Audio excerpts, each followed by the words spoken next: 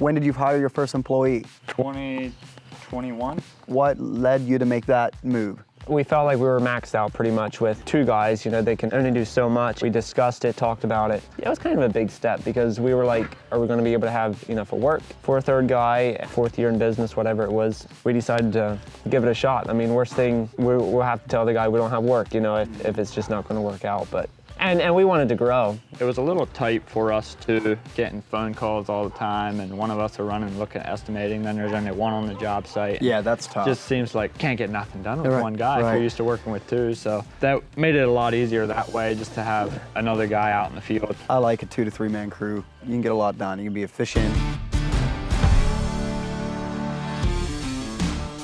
Welcome back to another episode of the Cost of Doing Business podcast. We are literally out here sitting on a job site.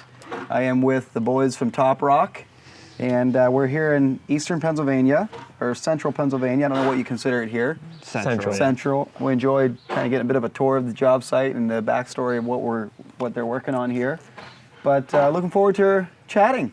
Thanks for having us. Thanks for coming out, Weston. Yeah. Yep. Can you give us a bit of an intro into, like, just introduce yourself and how you got started in your business, what your team size looks like, that kind of thing? Yeah, we started in 2018 and grew up on a dairy farm. Irvin and I were brothers. And then he would have done excavating for 6-7 years in his upper teen years, and I would have helped Uncle with custom farming, and always kind of had a liking for landscaping and stuff. And then my brother started a landscape yard when I was in 8th grade in school, and I always thought, hey, maybe I could work for him when I get out of school. That came around, they weren't hiring anybody. Then I did farming, worked for a local landscape company in our area for a year, one season.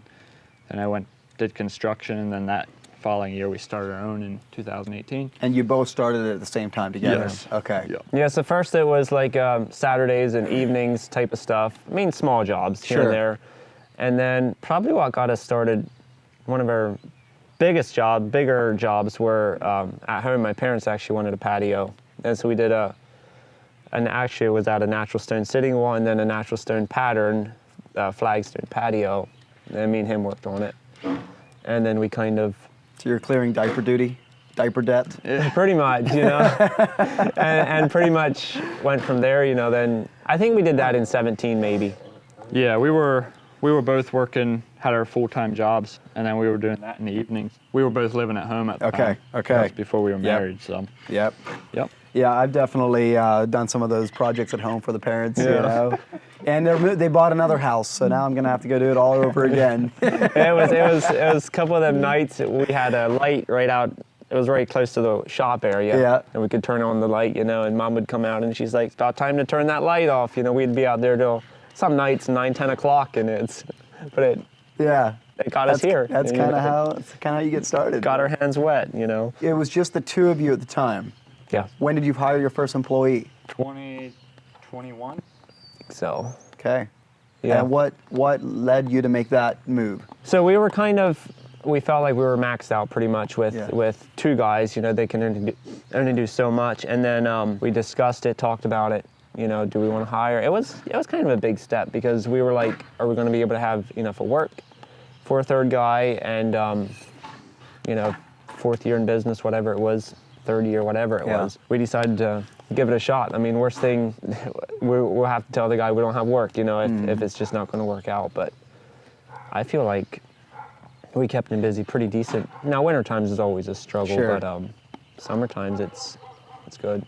And we wanted to grow too a little bit more, you know, and push a little more revenue and bigger jobs and stuff. So. It was a little tight for us too, especially in the springtime. We're just getting phone calls all the time, and one of us are running, looking at estimating, then there's only one on the job site. Yeah, that's tough. Just seems like you can't get nothing done with one guy if you're used to working with two. So that made it a lot easier that way, just to have another guy out in the field, and then one of us can be the, hey, we're coming in, we're doing some office work for an hour or two, or we're going to look at a job this afternoon, and there'll still be two of us out on the job to finish up or get started or whatever. So that makes it nice that way. Yeah, no, I like a 2 to 3 man crew. You can get a lot done. You can be efficient, you know. Are we going to hire more? I'm not saying never, but kind of where we think is, if we hire another one, we're almost going to have to put another full-time crew on. Like, to keep 4 guys busy at a job site like this Exactly. all the time is Well, going it's to be like, well, what it's going to be hard. What it ends up happening is sometimes you're working all on the same job site, and other times you're splitting up in 2 crews of 2. Right. And if the job's big enough, you can kind of do two crews of 2 on the same job site, Right. but Right. not if it's not big enough. Right. You know. Yeah. So that's kind of where we're at now. It's like, is it? Yeah. And then that's going to be more equipment too, because Yep. we're spoiled now. We bring our job trailer out, every piece of tool is in there, Yeah. pretty much. And if we have another crew, are we going to sink a bunch of money into another trailer, or are we going to rob one trailer, and it's just kind of a right. That's the normal life. That was normal life at Tussey Landscaping. Yeah, it was like, where's my breaker? Oh, I used it. Yeah. Yeah. So I'm not saying never, but right now we're pretty content with where we're at. Sure. So.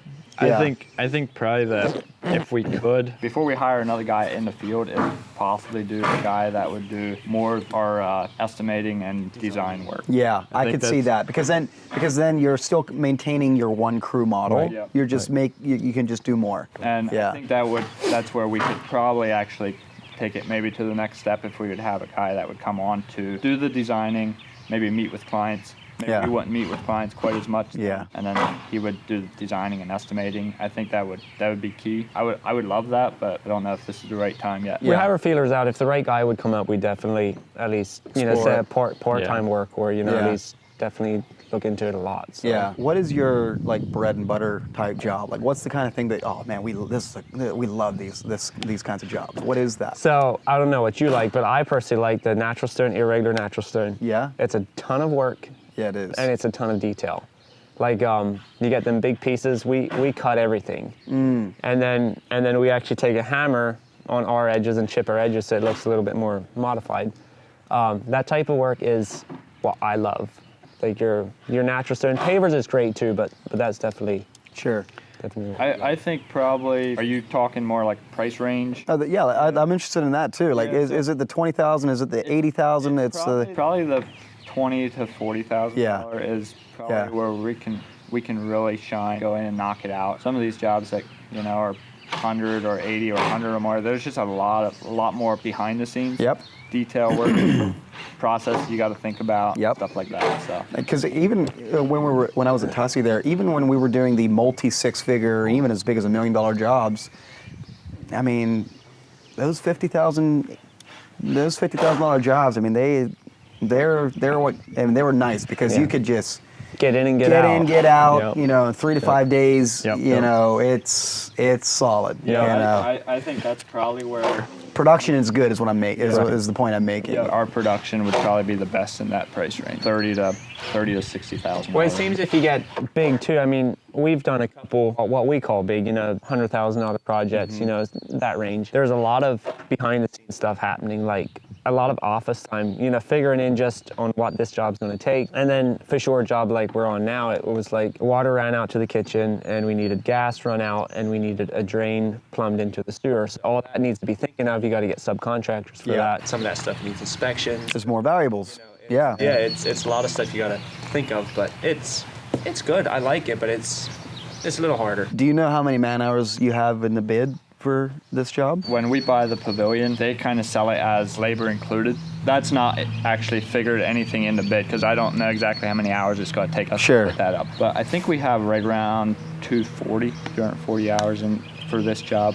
Hardscaping kitchen. Do you know how far you're in? So we were basically here probably 3 days with what the hours that SynkedUP has figured in. As you look back, like since 2018 when you started your business, like what was the most difficult challenge you've ever encountered and overcame? Probably one of the big things was confidence in your bid. Like I know back in 2018, 2019, you'd give a bid out and it's 15, 20,000 to do a brick patio, and you're like, this customer ain't never going to do it.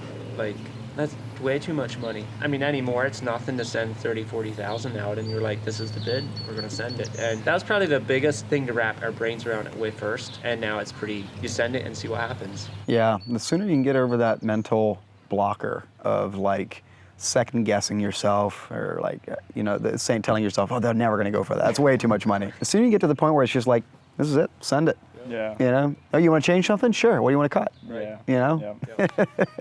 Yeah, I think estimating software was a huge upgrade for us. Like, we were all doing pen and paper. Everything was. We didn't even have spreadsheets. Oh, really? No, It was all. I remember stuff. meeting you down there at Mott's, and it was December. My memory is like we were talking about like, we don't really need we're just a little business. We don't really need a software. Am I right in remembering that? Something like, I know I met you at Mott's was the way at first. Yeah. But what I remember from Mott's is we both went down. I seen a class on estimating, and Gene had called me like a week or two before Oh, really? and was wondering if I'm going to be at Mott's. Did he know you? He No. found me on Facebook. Called him out of the blue. I think he was in California. He was going over his friends on Facebook, and I was a mutual friend with one of his friends. Seen I did hardscaping, and he just called me up out of the blue, and well, what's this guy trying to sell me a software? You know, he's going to be at Mott's, and we were going down there, so we got to meet down there. But when I was there at Mott's, when I was signing up for the classes, I just seen it said something about estimating, and I had no idea it's even synced up. And so I went to the class. You were the speaker. And I think I got out of the class, and I told him, I said,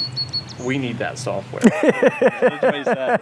I was probably the guy in the company that I knew there's easier ways. I knew that we had to do something. Like, even back in probably 2019, 2020, we actually went to an LMN class. I don't even remember much about it, but they went over some of their stuff, and we were like, man, where we're at now and what it costs, it's like, I don't know, I hear too much stuff about people trying stuff and then they don't have customer support and all that stuff, and it just kind of fell by the wayside. And we have no idea. LMN might give great customer support. We never done Yeah, we business. never. Sure. We just attended the class, and we're like, we're not ready for it now. So I had heard about SynkedUP through social media. I was trying to do some research in it and just checking in to see what it is, but I don't know if I knew of anybody that actually used it. I knew your face from YouTube and Tussie, and I knew you were kind of behind it, so I was like, well, that's kind of, a pretty trustworthy company, because I kind of knew who Tussie was a little bit. Yeah, then when he got down to Mott's, he came out and he's like, we need that software, and I was like, well, I don't know, what is it now? Now I'm kind of holding the brakes.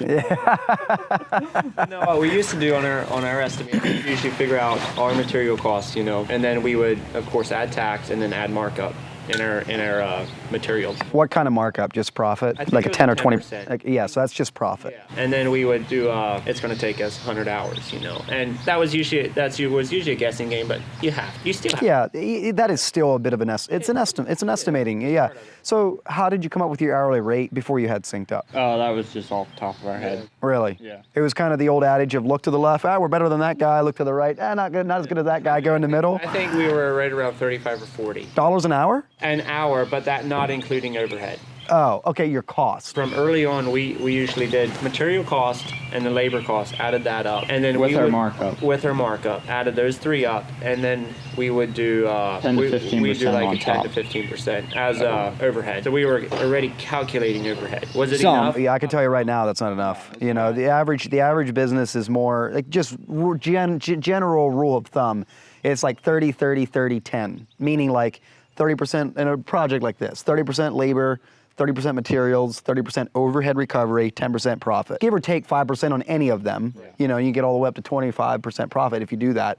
But like that's kind of the rule of thumb. So taking your labor and material and adding another 10 to 15% on top of that for overhead, I can already tell you, even if you're running your business out of your Honda Civic, that's not going to be enough, It was at least covering some of it, Sure, it was some. And I think a lot of times, majority of times, we'd bid a job and we would about never go over hours. So you were pretty good at that. We were almost always coming in under hours. Yeah. So that would give more labor towards whatever it needed to be on the job, I guess. Which that is a big deal because you can do the math perfect on paper, but if you're always going over on hours, which we all have our own tripping points, you know what I mean? And some people are like, I'm good on the numbers, but then they could chronically underbid their hours. If we were keeping track out on the job site, how many hours, we were most of the time under what we bid. And we would usually try at the end of the job to see where our expense were, how many hours we were. That way we could at least see if we're making You had some kind of barometer. how much of this is how we're going to do If it, it- but we at least if it was a real looked bus- at the numbers a little bit. If it was a real busy season, then we were like, all them papers would go on the desk until it was a rainy day, and then you. And by that time when you realize like, oh, we didn't do so good on that job, it's too late to do anything about it now. But I think that definitely made it easy, and I can go in today and see where I'm at on this job. Am I at, 50% of my hours, where am I at? So it makes it nice. When I asked the question of what's the biggest challenge you've ever overcome, you mentioned confidence on setting out that price, regardless what the price is. What do you think is the magic mojo? How do you take someone that was in your old not confident way and give them that confidence? Because I think everybody wants it, but maybe it's unclear on how to get it. I already heard it said, go with your gut feeling. Like, if you think it's going to take 50 hours, well, then don't price 30 hours just because you think your 50 hours looks like a way too big of a number. I guess what I would say to those people is write down what you think you're going to need, look at it, and if the price is really high, double check your numbers, but don't just cut it out just because you want to get that price lower. If you're going to need 50 hours, send it. In an industry like this, it's not easy work. My thinking is if you're pricing out extra hours, that's extra profit for you, but you for sure don't want to cut yourself short on a hard job. I mean, there's some jobs where we were at already and we're like, man, this kind of sucks. But making money on a job that sucks is a lot better than not making money on a job that sucks. Yeah, exactly. If you could go back to day one, what's one thing you would do different? I'll let you both answer this. I would probably jump on a software quicker, estimating software. And when do you think is the right time? I guess each to their own, but I would say we should have done it within the first 2 years for sure. And not wait until we were 5 years in. I think we probably left a lot of money lay on the table. And it is, I always heard people talking about budgeting and stuff like that and how they come up with their budget. I had no idea. You guys at SynkedUP helped us every step of the way, and it was a simple process. But I would say estimating software, and don't be afraid to invest in some good equipment that you can actually be efficient. I would go back to day one. I would probably invest in a dump truck right away. We started off with a dump trailer only. It worked, but it makes your work twice as hard. Equipment's expensive, but you know what's more expensive? Inefficient labor. And kind of like to the software thing, software's expensive, but you know what's more expensive? Leaving money on the table.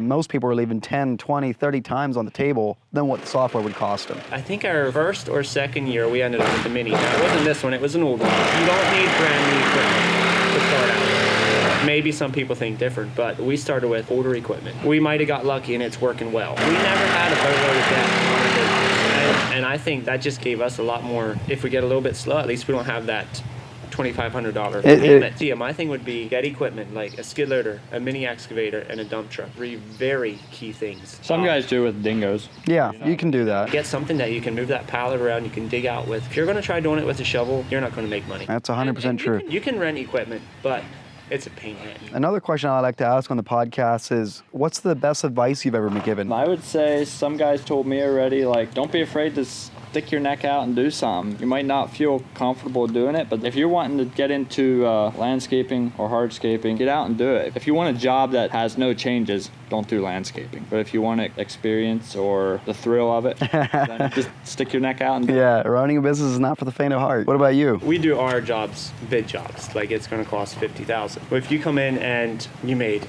boatload of money on the job, are you going to go back to the customer and say, oh, you can have $2,000 back? You can, but are you sure you want to do that? Because on the next job, when you lose that $2,000, you're not going to go back and say, hey, I need $2,000 more. So I guess my thing would be, if you bid a job out, the customer is fine with the price. Right, they accepted it. The fact that you're there doing the work is, yeah. If you made good money on it, good for you, keep it. I appreciate the way you balance that by saying, because are you going to go back and ask for more money when you go over? So that's not going to go down well. Yeah, exactly. There's people that do, and I just kind of shake my head. Another piece of advice I would give is, if you really want to do hardscaping, if that's your focus to do hardscaping, don't start out with mowing. Did you guys start with mowing? No. Okay. Like, if you want hardscaping, get your hardscaping equipment, get a mini excavator, get a skid loader, and maybe do small excavation jobs instead of mowing. Because you already have that equipment then you can use on your hardscaping. Mm-hmm. Yeah, no, because you need the same equipment. Start with what you do, the work that takes the same equipment. Right. You can have variety with things that you can do with the same equipment. I like that. That's good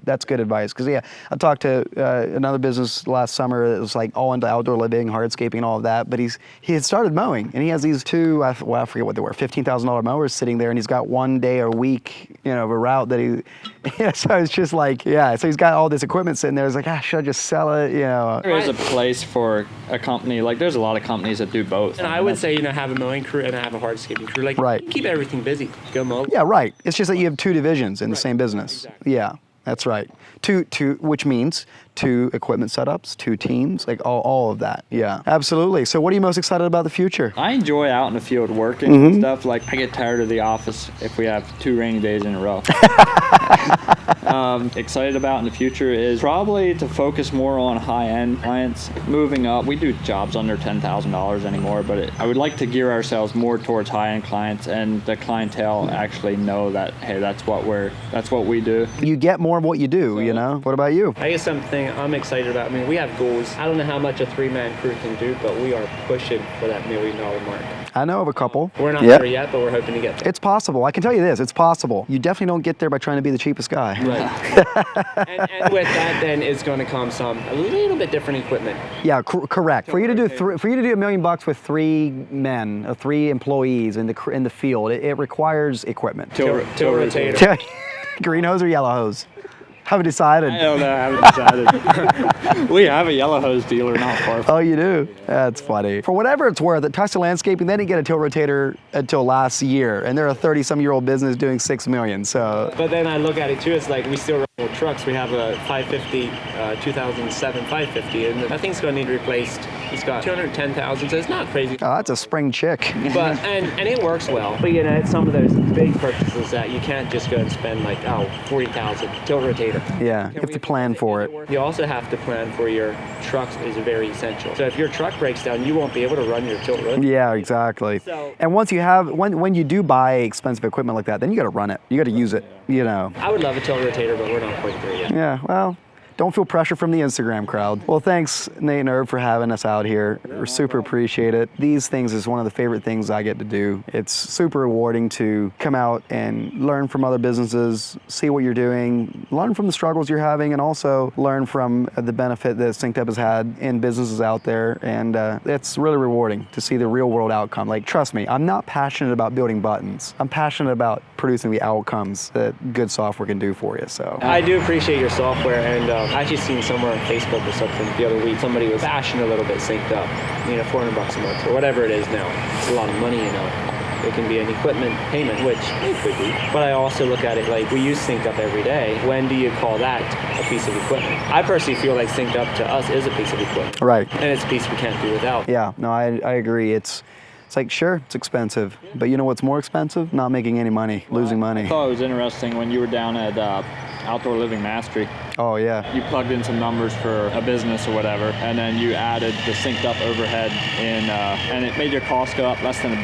Yeah, it's like 60-some cents an hour, right. Why not? Yeah, exactly. We like it. It's easy software to run and great customer support. That's huge to us because we didn't want to jump on something and then have a person that we can't hardly understand trying to walk through the process. And you guys have been really good in that. So Awesome. That's what I want to hear. The team's amazing. Well, where can people find you? We'll give that, and then we'll wrap it up. So website, toprockdesignlandscape.com. Okay. And Instagram, 2018, Top Rock Design. Right on. Or Facebook, Top Rock K. Well, thank you very much, fellas. Well, let's go unload this truck of pavers.